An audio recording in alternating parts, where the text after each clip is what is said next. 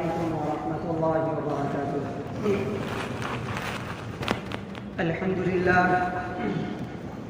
الحمد لله نحمده ونستعينه ونستغفره ونؤمن به ونتوكل عليه ونعوذ بالله من شرور أنفسنا ومن سيئات أعمالنا.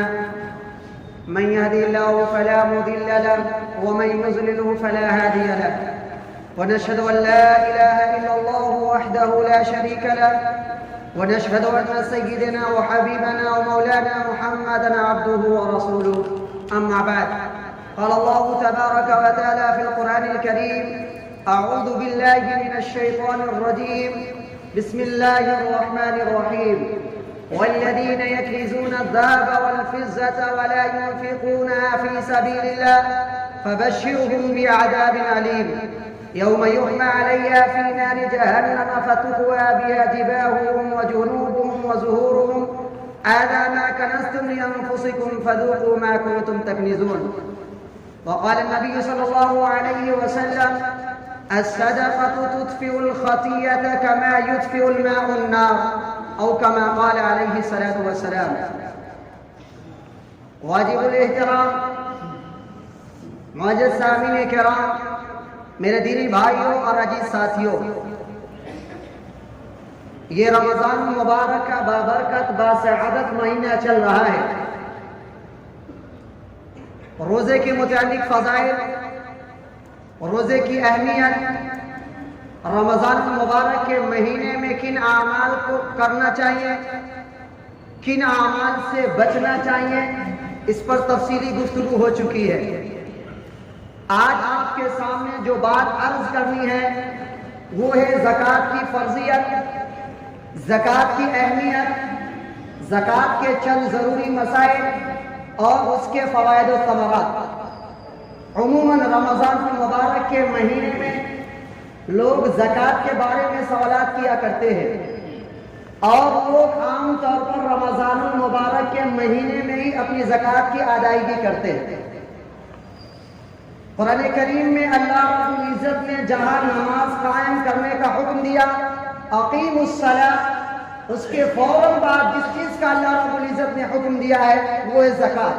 اقیموا الصلاۃ وآتوا الزکاۃ. تقریباً قرآن کریم کے اندر 32 مرتبہ یہ الفاظ آئے ہیں، 32 مرتبہ اقیموا الصلاۃ وآتوا الزکاۃ، کہ نماز قائم کرو، زکوٰۃ ادا کرو، نماز قائم کرو، زکوٰۃ ادا کرو. یہ تعبیر آپ کو قرآن میں جا بجا نظر آئیں گی. اللہ رب العزت نے، آپ دیکھیں قرآن کریم کے ابتدائی میں اللہ رب العزت نے ارشاد فرمایا: الف لام میم ذلک الکتاب لا ریب فیہ ھدی للمتقین الذین یؤمنون بالغیب ویقیمون الصلاۃ ومما رزقناہم ینفقون. اللہ رب العزت نے فرمایا کہ یہ قرآن، یہ کتاب قرآن اللہ رب العزت نے نازل کیا ہے، اور اس میں شک و شبہ کی کوئی گنجائش نہیں ہے، کوئی گنجائش نہیں ہے. اور یہ ہدایت ہے قرآن، یہ ہدایت ہے قرآن متقیوں کے لیے. متقی ہے کون؟ جو بن دیکھی چیزوں پر ایمان لائے، نماز قائم کرے، اور اللہ نے جو مال انہیں دیا ہے ان میں سے اللہ کے راستے میں خرچ کرے. تو قرآن میں اللہ رب العزت نے فرمایا کہ نماز قائم کرو تو زکوٰۃ بھی ادا کرو، یہ اللہ رب العزت نے فرمایا. اور قرآن کریم کے اندر سورۃ توبہ میں آیت نمبر 34-35 کے اندر اللہ رب العزت نے فرمایا: والذین یکنزون الذهب والفضة ولا ينفقونها في سبیل اللہ فبشرهم بعذاب الیم. اللہ رب العزت نے فرمایا کہ جو سونے اور چاندی، یہ دونوں چیز جو ہے سونے اور چاندی کو جمع کرتے ہیں، وَلَا يُنْفِقُونَهَا فِي سَبِيلِ اللَّهِ، اور اللہ کے راستے میں خرچ نہیں کرتے ہیں، فَبَشِّرْهُمْ، تو آپ ان کو خوشخبری دیجئے دردناک عذاب کی. يَوْمَ يُحْمَى عَلَيْهَا فِي نَارِ جَهَنَّمَ فَتُكْوَى بِهَا جِبَاهُهُمْ وَجُنُوبُهُمْ وَظُهُورُهُمْ هَذَا مَا كَنَزْتُمْ لِأَنفُسِكُمْ فَذُوقُوا مَا كُنتُمْ تَكْنِزُونَ. جس سونے اور چاندی کو انسان جمع کرتا ہے، اس سونے اور چاندی کو کل قیامت کے دن جہنم کے آگ سے تپایا جائے گا، اور انسان کے پیشانی کو، انسان کے پہلو کو اور انسان کے پشت کو داغا جائے گا، اور کہا جائے گا کہ یہ وہ خزانہ ہے، یہ وہ مال ہے جس کو تم دنیا میں جمع کیا کرتے تھے، اب چکو اس کے عذاب کا۔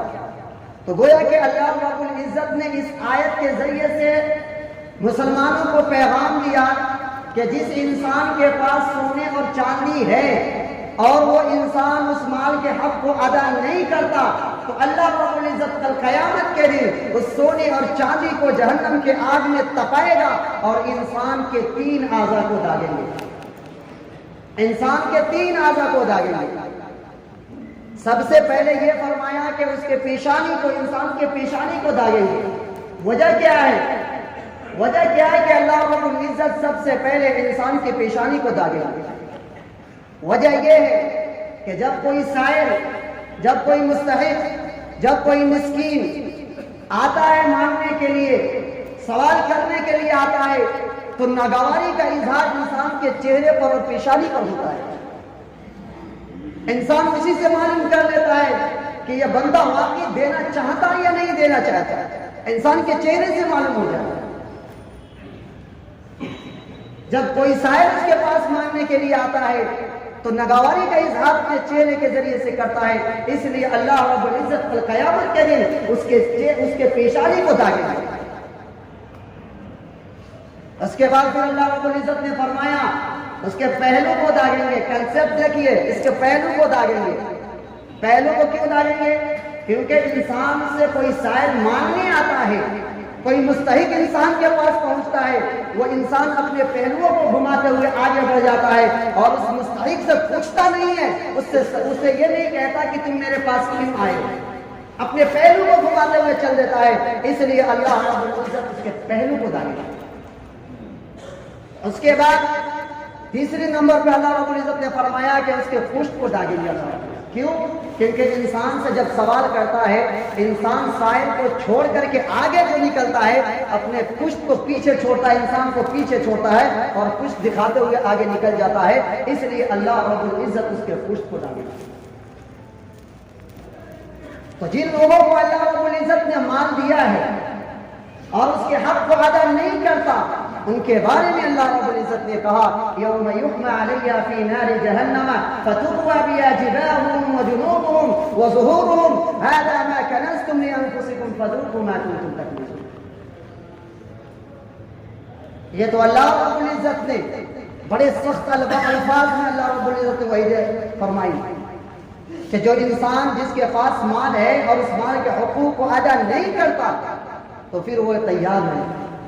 اور اللہ کے رسول علیہ السلام نے فرمایا، حضرت ابو ہریرہ رضی اللہ تعالیٰ عنہ راوی ہے کہ اللہ رب العزت نے جس انسان کو مال عطا کی اور وہ انسان اس مال کے زکوٰۃ ادا نہیں کیا، اس مال کے حقوق کو ادا نہیں کیا، تو کل قیامت کے دن وہ مال زہریلا سانپ کے شکل میں آئے گا اور اس کے زہریلے پن کی وجہ سے اس کے سر کے بال اڑ گئے ہوں گے اس سانپ کے، اور اس کے آنکھ کے اوپر 2 سفید نشان ہوں گے۔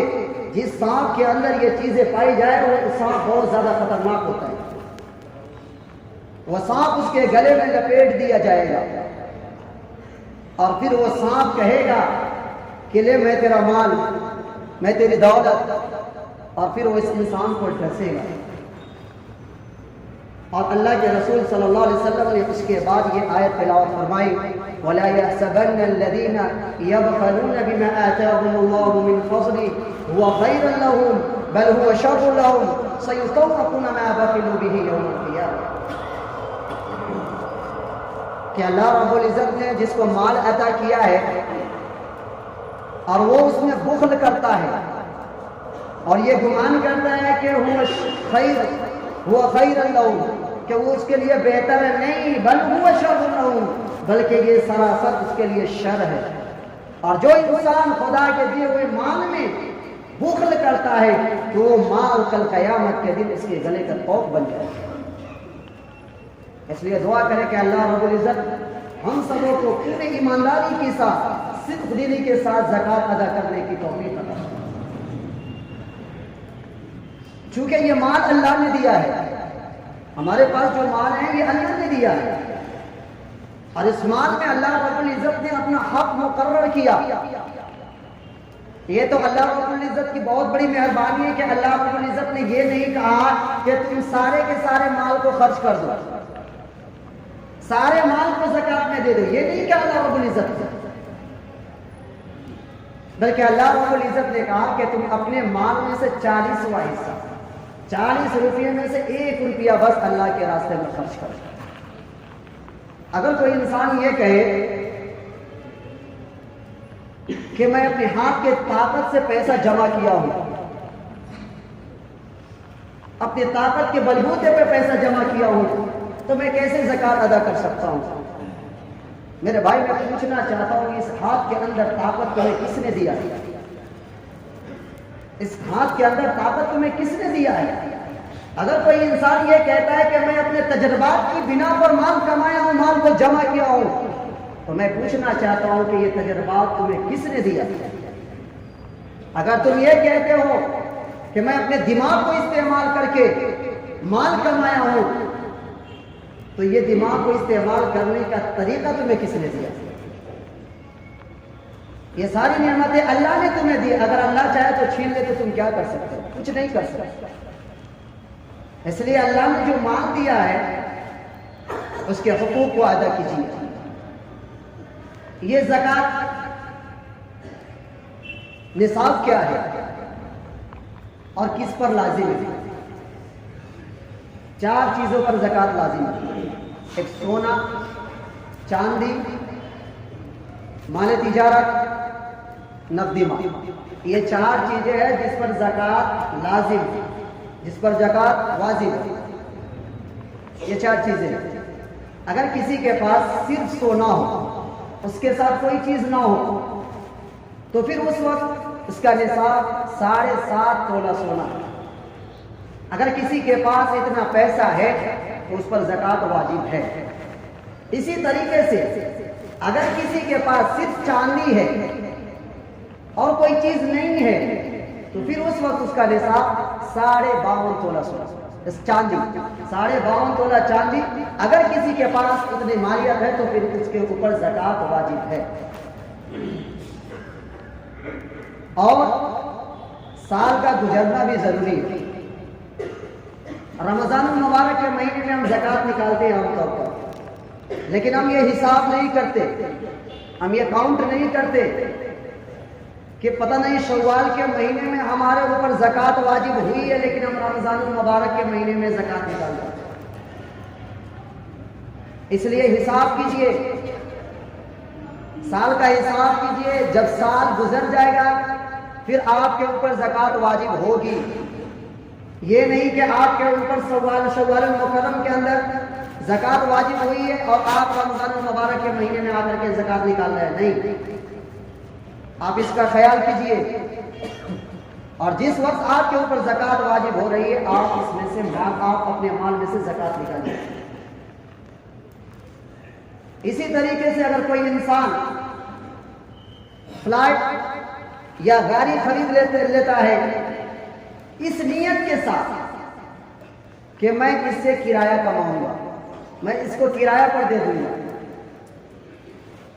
تو وہ انسان اگر سال بھر اس پیسے کو جمع کرتا ہے، اس کرایے کے پیسے کو جمع کرتا ہے سال بھر، اور پھر وہ نصاب کو پہنچ جائے تو پھر اس کے اوپر زکات واجب ہے۔ مثلا کوئی ایک مکان خرید لیا ہے اور اس مکان کے کرایہ جو ہے 10,000 روپیہ ماہانہ، 10,000 روپیہ، اور سال کا حساب کیجیے تو تقریباً 1,20,000 روپیہ ہوئے، تو آپ کے اوپر زکات واجب ہو گئی۔ لیکن اگر انسان گھر خرید لیا ہے لیکن کرایہ لے رہا ہے اور اپنے فیملی میں خرچ کر رہا ہے، اس کے پاس پیسہ بچ نہیں رہا ہے، اس کے اوپر زکات واجب نہیں ہے۔ اگر آپ پیسے کو جمع کر رہے ہیں اور اس پر سال گزر رہا ہے پھر آپ کے اوپر زکات واجب ہے، پھر آپ زکات نہیں نکال رہے ہیں تو پھر آپ تیار رہیں۔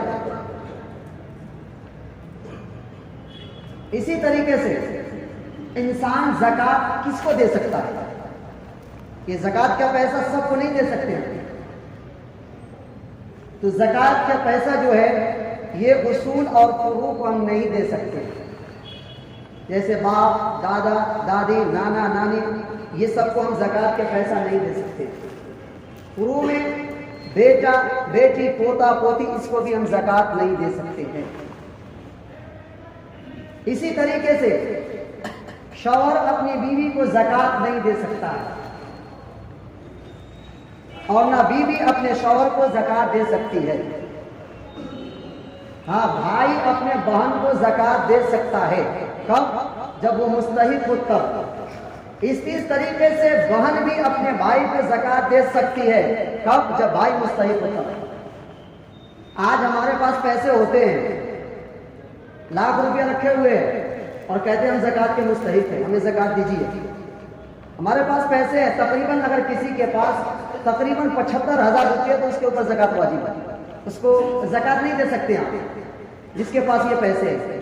تو ہمارے پاس اتنے مال ہیں پھر بھی ہم کہہ رہے ہیں ہم زکوٰۃ کے مستحق ہیں، ہمیں زکوٰۃ کے پیسے دیجیے۔ تو آپ زکوٰۃ جو دے رہے ہیں آپ تحقیق کر کے دیجیے۔ اب یہ نہیں کہ پورے طور پہ انکوائری کیجیے اس کے بعد دادا کیا کیا سب کچھ نہیں، آپ ظاہری حالات کو دیکھیے، اس کو دیکھ کر کے آپ واقعی مطمئن ہیں تو پھر آپ اپنے زکوٰۃ کے پیسے کو دے دیجیے۔ لیکن آج مسلمان غفلت میں پڑ کر کے مال کے لالچ میں آ کر کے زکوٰۃ سے غافل ہو گیا، انسان زکوٰۃ نکالتا ہی نہیں ہے، یوں ہی حساب بھی نہیں کیا، یوں ہی 100 روپے 200 روپے نکال کر کے کسی کو دے دیتا ہے۔ اس لیے میرے بھائیوں یہ نہیں ہے، بلکہ آپ اپنے مال کا حساب کیجئے اور پھر زکوٰۃ نکالیے اور زکوٰۃ کو مستحقین تک پہنچائیے، یہ آپ کی ذمہ داری ہے۔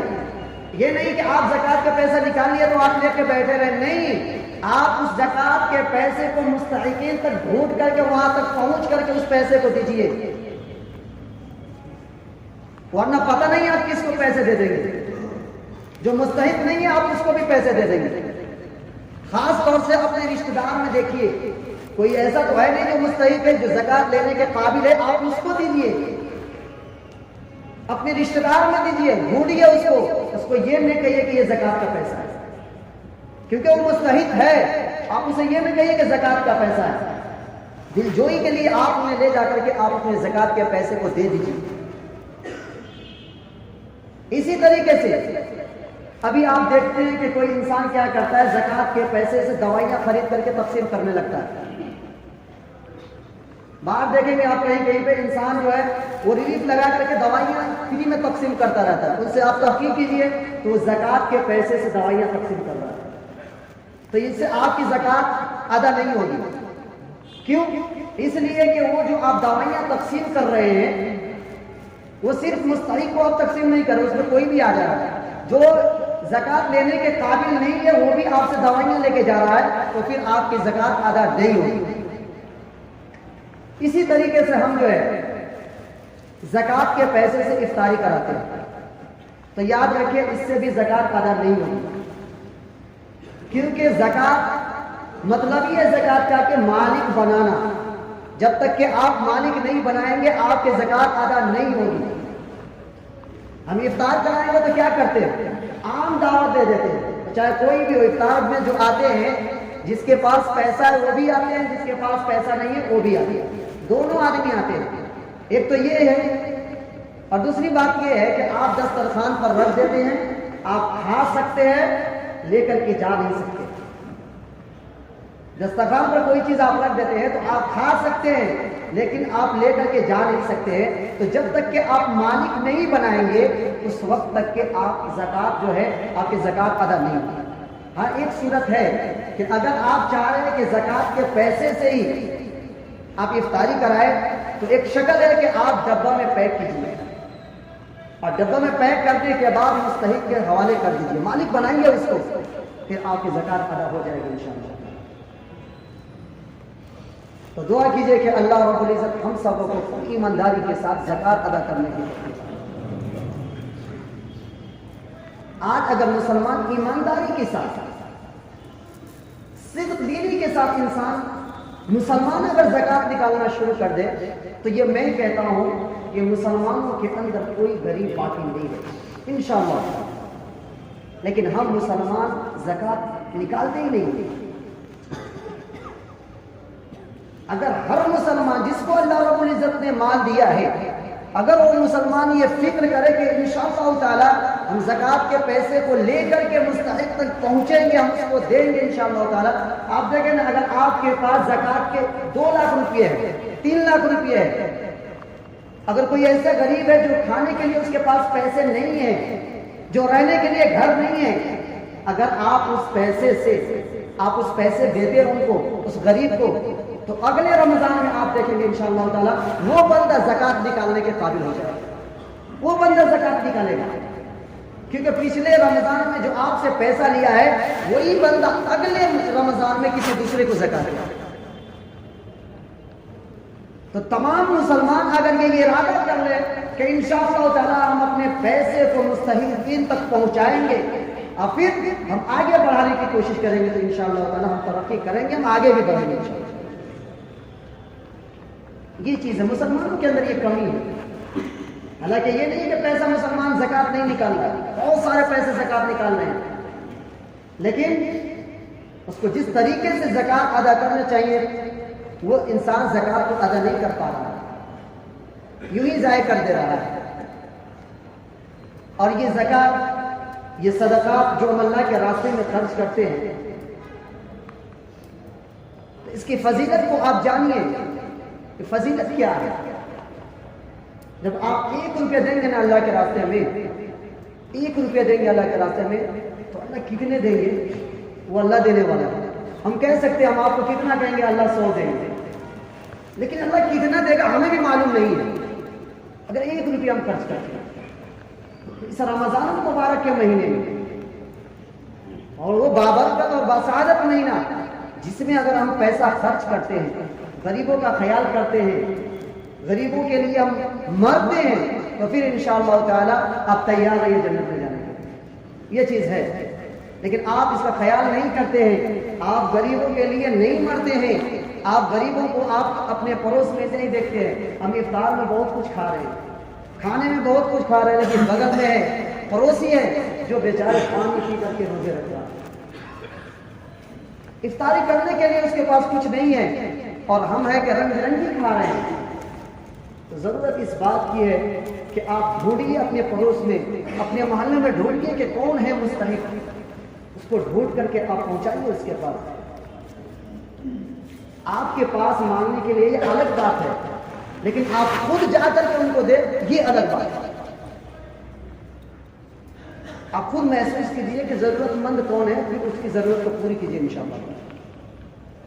یہ چیز اگر مسلمانوں کے اندر آ جائے نا، انشاءاللہ تعالی ہم پھر سے آگے آئیں گے، آگے بڑھیں گے انشاءاللہ تعالی، جو ہم پیچھے چلے جائیں گے.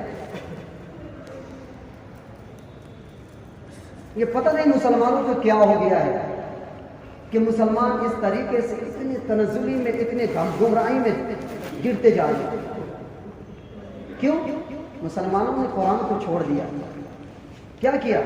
مسلمانوں نے قرآن کو چھوڑ دیا. میں نے پہلے ہی کہا تھا ہدی للمتقین کہ یہ جو ہے کتاب ہدایت ہے متقیوں کے لیے، لیکن یہ مسلمان اس کتاب کو ہدایت نہیں سمجھتا. اگر مسلمان کتاب کو ہدایت سمجھ لے تو انشاءاللہ تعالی مسلمان کامیاب ہو جائے گا. لیکن مسلمان کو پرواہ نہیں، ہمارے سامنے دن رات قرآن پڑھی جا رہی ہے، پھر بھی کوئی اثر نہیں، کوئی اثر نہیں ہمارے پاس. اس لیے جہاں تک ہو سکے ڈھونڈ کر کے خدا کے احکام کے مطابق اپنی زندگی کو گزارنے کی کوشش کیجیے، اور رسول پاک صلی اللہ علیہ وسلم کے طریقے کے مطابق اپنی زندگی کو گزارنے کی کوشش کیجیے. کریں گے نا انشاءاللہ؟ انشاءاللہ جب ہم یہاں سے نکلیں گے، جو دے دیے، لیکن اب یہاں سے انشاءاللہ تعالی ہم اپنے محلے میں، ہم اپنے پڑوس میں ڈھونڈیں گے اور مستحقین تک ہم پیسے کو پہنچائیں گے انشاءاللہ تعالی. اللہ رب العزت ہم سبوں کو قرآن کے مطابق اور رسول کے طریقے کے مطابق زندگی گزارنے کی توفیق عطا فرمائے. آمین. وآخر دعوانا الحمدللہ.